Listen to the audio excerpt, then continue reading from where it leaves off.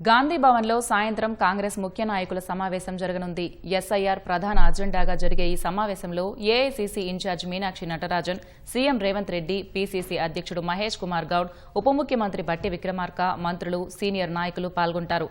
ఈ సమావేశానికి సంబంధించిన వివరాల్ని మా ప్రతినిధి తిరుపాల్ ప్రత్యక్ష ప్రసారం ద్వారా అందిస్తారు. కొద్దిసేపట్లో గాంధీ భవన్లో పిఎస్సి సమావేశం జరగనున్నది. పొలిటికల్ అఫైర్స్ కమిటీ సమావేశం. ఈ సమావేశానికి రాష్ట్ర వ్యవహారాల ఇన్ఛార్జి మీనాక్షి నటరాజన్ అధ్యక్షత వహిస్తారు. ఈ సమావేశంలో ముఖ్యమంత్రి రేవంత్ రెడ్డితో పాటు పిసిసి అధ్యక్షుడు మహేష్ కుమార్ గౌడ్, అదేవిధంగా ఉప ముఖ్యమంత్రి బట్టి విక్రమార్క, ఇతర మంత్రులు, పిఎస్సిలో ఉన్న సభ్యులంతా కూడా పాల్గొంటారు.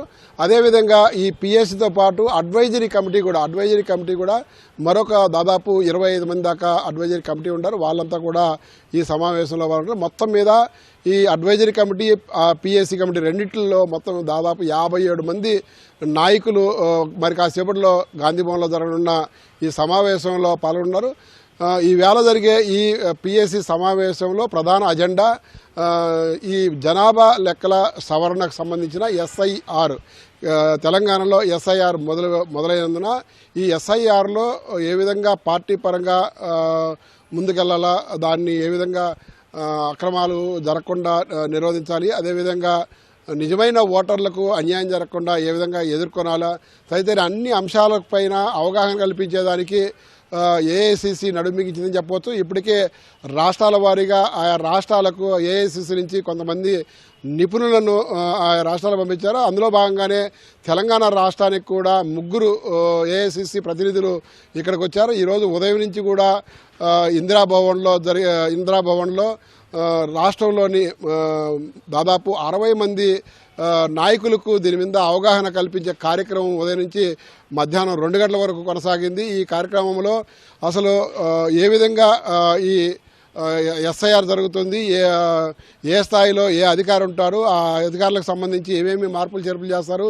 దాంట్లో ఆ మార్పులు చేర్పులు చేసేటప్పుడు నిజమైన ఓటర్లకు నష్టం కలగకుండా ఏ విధంగా చొరవ చూపాలి తదితర అన్ని అంశాల మీద పూర్తిగా పవర్ పాయింట్ ప్రజెంటేషన్ ఇచ్చి మొత్తం కూడా వివరించారు. దానికి సంబంధించిన మెటీరియల్ కూడా మొదటి దశలో ఏం చేయాలా, రెండో దశలో ఏం చేయాలా, మూడో దశలో ఏం చేయాలా, మండల స్థాయిలో ఏం చేయాలా, అదేవిధంగా నియోజకవర్గ స్థాయిలో ఏం చేయాలా, ఇట్లా రకరకాలుగా నాయకులకు అన్ని రకాలుగా ఏ విధంగా ముందుకెళ్ళాలి, జనాభా లెక్కల్లో ఎక్కడైనా ఓటర్లు కూడా మిస్ అయినట్టే ఆ మిస్ అయిన ఓటర్లు తిరిగి చేర్చేదానికి ఏ విధంగా ముందుకెళ్లాలి తదితర అన్ని అంశాల మీద కూడా సుదీర్ఘంగా శిక్షణ ఇచ్చారు.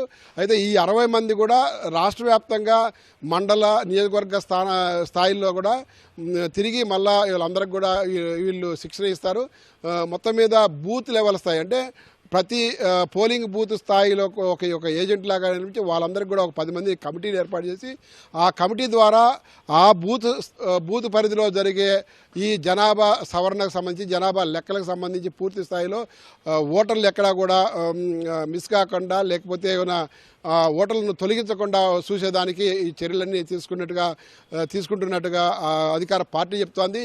ఇప్పటికే దేశవ్యాప్తంగా జరుగుతున్న ఈ ఎస్ఐఆర్ అనేది కొంత బీజేపీకి అనుకూలంగా చేసుకుంటుందని చెప్పి కాంగ్రెస్ పార్టీ ఆరోపిస్తుంది. ఆ ఆరోపణలను దృష్టిలో పెట్టుకొని పశ్చిమ బెంగాల్లో జరిగిన ఎన్నికల్లో మమతా బెనర్జీ ఓడిపోవడానికి ఎస్ఐఆర్ కారణమని చెప్పేసి కాంగ్రెస్ పార్టీ ఆరోపిస్తుంది. అలాంటి పరిస్థితి తెలంగాణ రాష్ట్రంలో జరగకూడదు, చోటు చేసుకోకూడదని కాంగ్రెస్ పార్టీ భావిస్తుంది.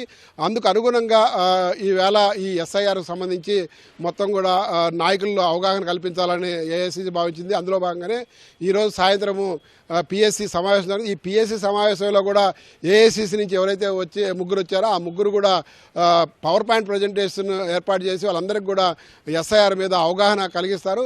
ఆ తర్వాత పార్టీకి సంబంధించిన పార్టీ సంస్థాగత పురోగతికి సంబంధించి మొత్తం కూడా జిల్లాల వారీగా నియోజకవర్గాల వారీగా పార్టీ పురోగతి ఎలా ఉంది ఏంటనే దాని మీద కూడా చర్చించే అవకాశం ఉన్నది. ఎక్కడెక్కడ బలహీనంగా ఉందో అక్కడ బలహీనంగా ఉన్న చోట్ల ఎందుకు బలహీనంగా ఉందో కారణాలు తెలుసుకొని అక్కడ బలోపేతం చేసేదానికి చొరవ చూపేయడానికి అటు ఏఐసీసీ రాష్ట్ర వ్యవహారాల ఇన్ఛార్జి మీనాక్షి నటరాజన్, అదేవిధంగా ముఖ్యమంత్రి రేవంత్ రెడ్డి, అదేవిధంగా పిసిసి అధ్యక్షుడు అధ్యక్షుడు మహేష్ కుమార్ గౌడ్ వీళ్ళు ముగ్గురు కూడా నాయకులకు దిశానిర్దేశం చేయనున్నారు. మొత్తం కూడా పకడ్బందీగా ఉండి బీఆర్ఎస్ బీజేపీ ఏదైతే ప్రభుత్వంపై చేస్తున్న విమర్శలు ఉన్నాయో ఆ విమర్శలను తిప్పికొట్టేదానికి సన్నద్ధంగా ఉండాలా, గట్టిగా పూర్తి సమాచారంతో ఉండాలని చెప్పేసి కూడా స్పష్టం చేయనున్నారు.